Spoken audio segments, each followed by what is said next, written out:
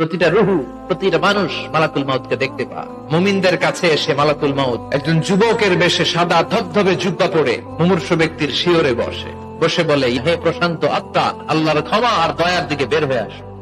বলা মাত্রই মুমিনের আত্মাটা স্মুথলি বের হয়ে আসে। কাফান মিন আকফানিল জান্নাহ, হানুত বিন হানুতিল জান্নাহ, জান্নাত থেকে আনা সুগন্ধি কাফনের মধ্যে পেঁচিয়ে তিনি রূহটাকে নিয়ে ইল্লিনে চলে যায়। আর যারা ইসলাম বিরোধী, কোরআন বিরোধী, তাদের সামনে এসে মালাকুল মাউত ত্রাস সৃষ্টি করে। ভয়ে লোকটা কাঁপতে থাকে, দুর্গন্ধযুক্ত চেহারার দেহ নিয়ে ধমক দিয়ে বলে, হে পাপাত্তা, আল্লাহর রাগ, ক্রোধ আর গজবের দিকে বের হয়ে আয়।